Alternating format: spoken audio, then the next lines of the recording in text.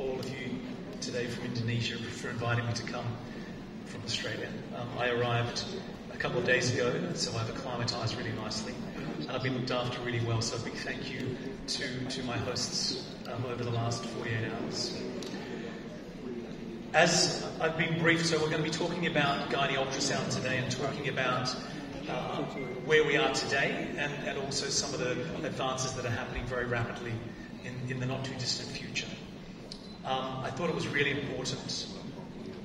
I'll just get there we go. I thought it'd be just important to recap when it comes to classifying miscarriages, and from the work that came out of the 2015 paper from Bourne's unit in the UK, and that was off the back of the fact that defining miscarriage, the definitions that we were using to define miscarriage were not conservative enough. And so the definitions that we now use to define a miscarriage, so if we see an embryo inside the gestational sac and there's no heart activity, and at the first scan that embryo is measuring more than or is equal to 7 millimetres, then at the first scan we can classify the woman's having a non-viable miscarriage. And when we see an empty gestational sac and there's no embryo present, and that gestational sac mean diameter is more than 25 millimetres, again at the first scan we can classify those patients to have an empty sac miscarriage. This is really important. If there's ever any doubt over the viability of an early pregnancy, it's always worthwhile to get somebody back for a repeat scan. And when it comes to timing to get the patients back for the scans, when's the optimal time to get somebody back? Well, we know that if the mean sac diameter is more than 12 millimetres in diameter and there is a faint heartbeat present, we should get those patients back within 7 days. And if we have got a mean sac diameter and an empty gestational sac that's 12 millimetres in diameter, we should get them back in 2 weeks' time. If the progression at 2 weeks is doubled from the sac size, we should repeat the scan again at 7 days. So those intervals of whether we see an embryo, and we would repeat the scan at 7 days. If we just see a gestational sac that doesn't meet the criteria, there's less than 25 millimetres in its mean sac diameter, we get them back in 2 weeks' time. So the classification of miscarriage, the timing of subsequent scans are really important so that we get that diagnosis right. So we don't want to misclassify someone potentially having a non-viable pregnancy and getting that wrong. A big passion of mine is non-invasive diagnosis of endometriosis. And talking to some of my hosts over the last 2 days, there's a lot of work happening in Indonesia when it comes to the diagnosis of endometriosis. There's been a big shift away from invasive diagnosis of endometriosis, relying on laparoscopy to diagnose endometriosis, and we're now moving towards a much more non-invasive approach to the way in which we diagnose endometriosis. If I cast my time back to being a medical student and then even working in the United Kingdom, in London as a registrar during my training, we were all told that the only way to diagnose endometriosis was through laparoscopy. And if we look back to the 2008 guidelines that were published by ESHRA, the largest fertility society in Europe, in 2008 indeed they stated that the only way to diagnose endometriosis is by doing a laparoscopy. So that means having the patient have a general anaesthetic, instrument their abdominal cavity to visualise the endometriosis.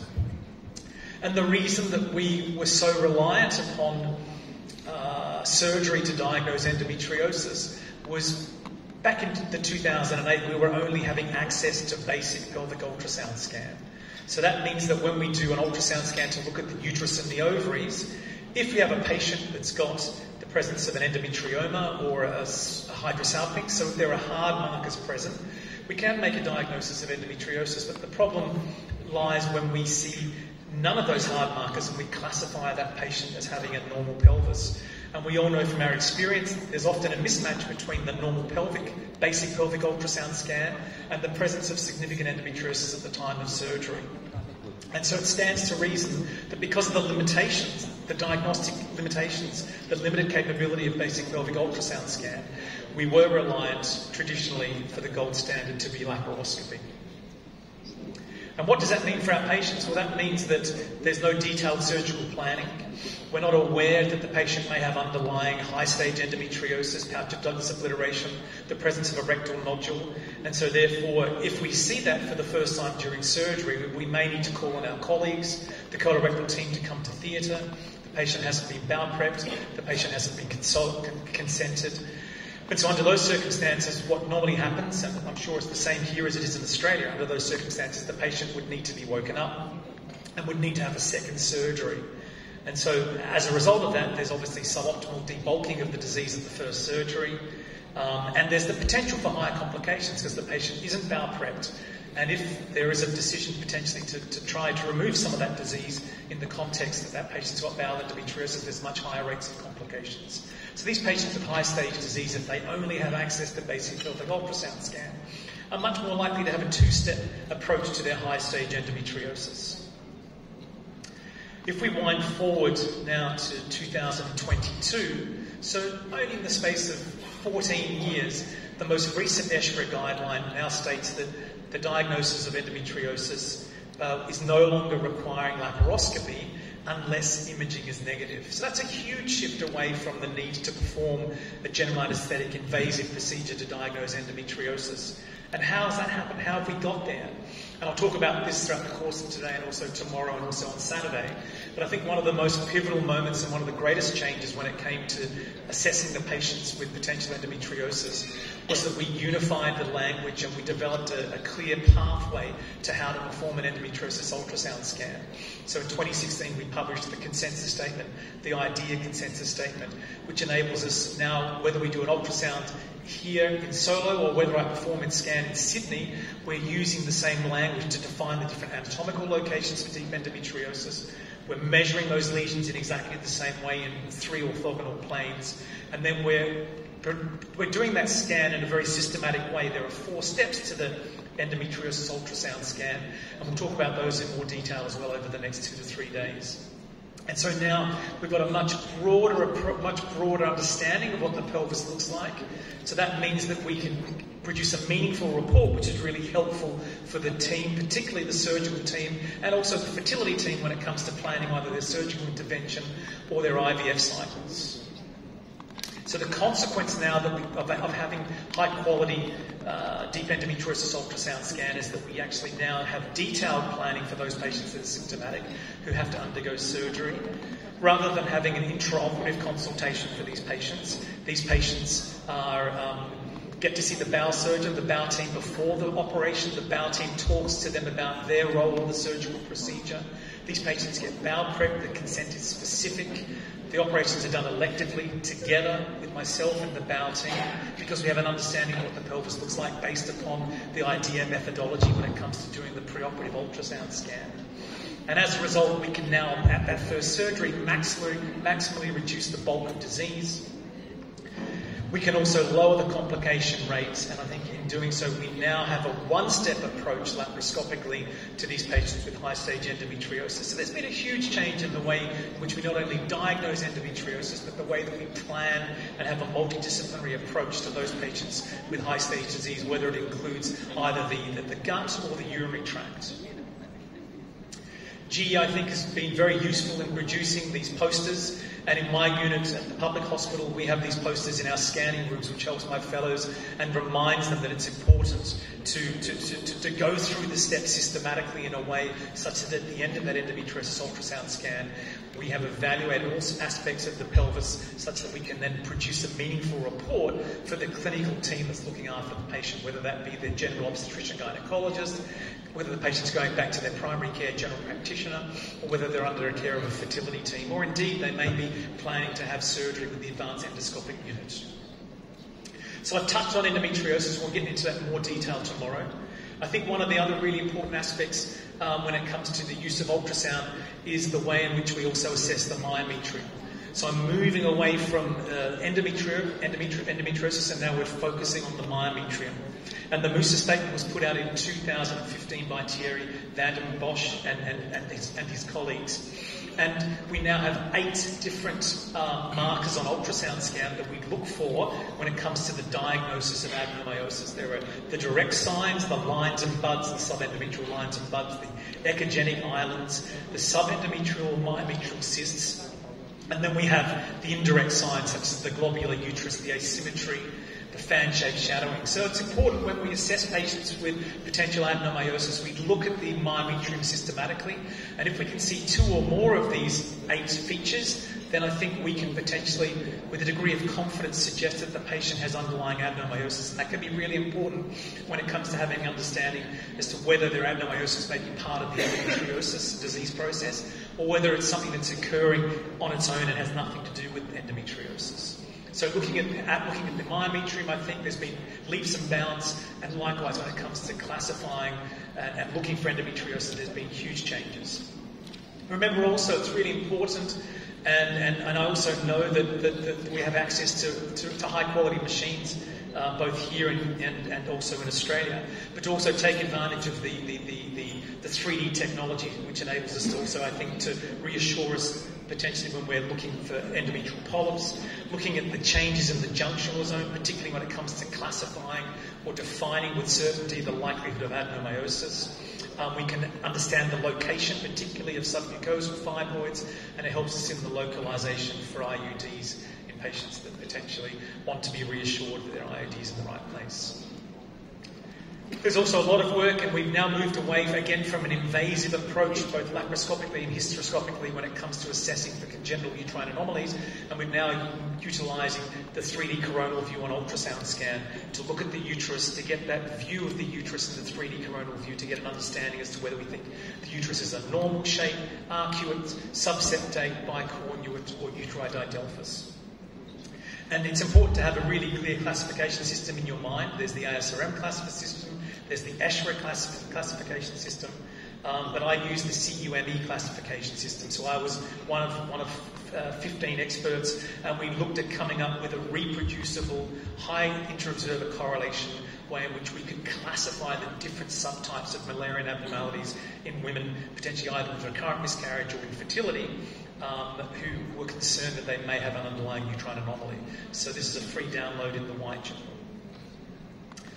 We couldn't have a talk about the advances in gynecology without referring to the IOTA team out of Leuven. And over the last 25 years, they've done a huge amount of work, particularly starting with the IOTA consensus statement. And again, this is another free download from the GE Voluson Club. So it's important that we speak the same language when it comes to classifying the type of cyst morphologically. We're understanding the contents of the cyst as well. We're looking at the vascularity of the cyst, and again, the IOTA consensus statement unifies the nomenclature, unifies the language, so that we're all talking about the same cyst, and we're defining these cysts in a very similar way. And an extension of that has been additional work where the same team has developed the easy descriptors. And so there are 6 easy descriptors, such that if you have the presence of a unilocular cystic lesion with hyperechoic contents, it's deemed to be a dermoid on first impression. If you have a unilocular cystic lesion with ground glass material, it's deemed to be an endometrioma on first glance. And likewise, there are 2 malignant rules that are used also. So the presence of ascites with a solid lesion with vascularity, or a woman over the age of 50 with a very high CA125 above 100. So the easy descriptors are something that, based upon simple pattern recognition, the fact that we utilise our brains having a library, a knowledge bank of images in our mind to be able to describe what we see instantaneously based upon our experience. The same group has always also developed the simple rules to make a distinction between benign and malignant ovarian masses. And there are 5 benign rules and 5 malignant rules. And if a woman ovarian cyst only has benign rules, then we would classify the cyst to be a benign cyst. If the woman's ovary has cyst only has malignant rules, then we would classify it as being a malignant lesion. So these rules are also really important and can be reassuring and really helpful when it comes to planning the patient's management and deciding whether the patient should stay with the generalist or whether the patient should be referred on to the gynae oncologist.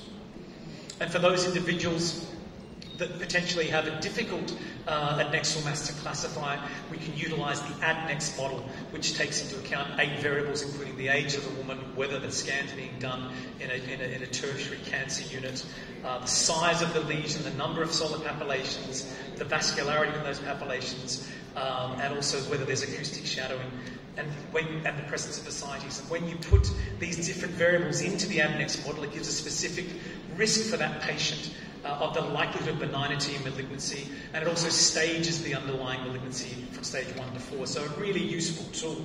And I know that the IOTA group are now working to make these tools available through the IOTA network as well, which I think is really useful.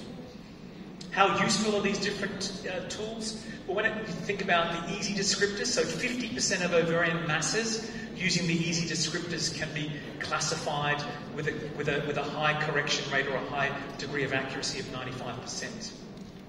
Up to 80% of adnexal masses that are seen in the clinic can be correctly or classified with a high degree of sensitivity above 91% if we use the IOTA simple rules. So that leaves us with 20% of masses that if we ourselves, as experienced clinicians, subjectively assess those masses, we will evaluate the vast majority of those to be potentially malignant masses. Oh, what's happening there? I think it must be my plug.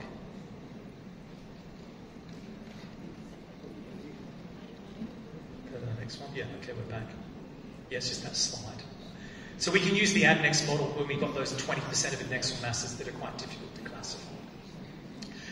So what I think is one of the big things that's happening, and particularly in the world of endometriosis, which I'm very much passionate about and very much involved with, is that we now, I think, have the ability to visualise superficial endometriosis. So in the mid-2010s, so around 2015-16, I had the idea that if we put saline into the pouch of Douglas, we could distend the amount of fluid that's sitting between the cervix and also the rectum, and that would enable us to be able to see the peritoneum really clearly, particularly the peritoneum of the pouch of Douglas.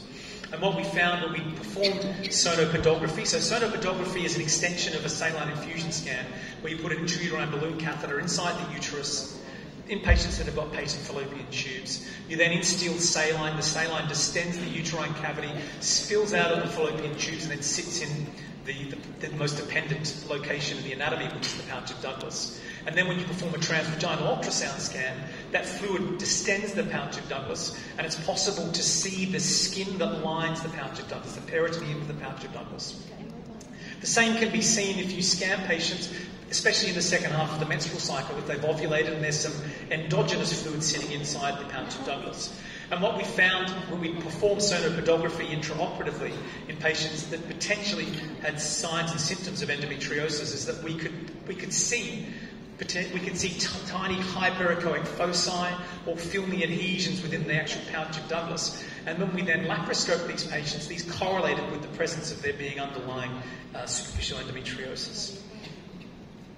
So these are the different sort of views that we have at surgery of superficial endometriosis.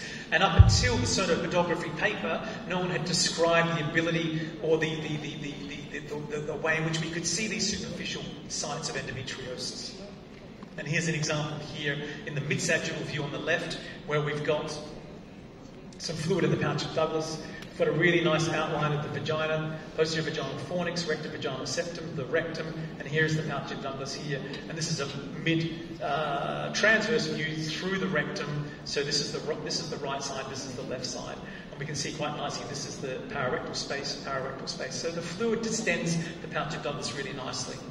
It's really a great way also, particularly in patients where you've got normal anatomy, to see the uterosacral ligaments when we put fluid inside the actual pelvis as well, and that correlates beautifully with the presence of a normal uterosacral ligament at laparoscopy. And I think this is a video. Yeah, here we go here. So again, we've got fluid in the pelvis, and we can see quite nicely a normal-looking left uterosacral ligament. So I'll run that again. So scanning patients in the second half of the menstrual cycle is a really good way to understand what normal anatomy looks like, particularly to visualise the normal uterosacral ligaments. And then these are images from the paper that we published in relation to these tiny little cystic or hyperechoic lesions with filmy adhesions that were present in the pouch of Douglas. at surgery, both visually and also histologically, they were confirmed to be endometriosis. So you need to be quick, but you'll see this runs again. You'll see this is fluid within the pouch of Douglas, and just coming into view, if you focus just there, you can see a tiny little white. I'll run it again for you, otherwise you won't believe me. So I'll pause that.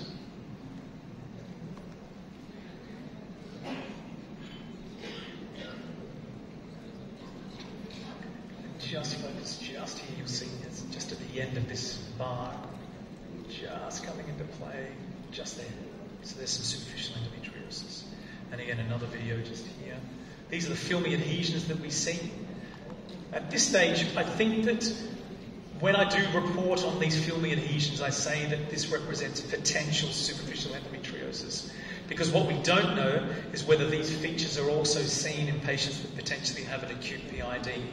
And so although from the Sonopod paper that we published in 2021, the presence of the hypoechoic foci and those patients that had the presence of adhesions correlated with the underlying endometriosis, there may be other conditions that I think replicate this sort of imagery. And again, another example here, hyperechoic foci within the pouch of Douglas. So 2 little spots, 3 little spots of endometriosis. And again,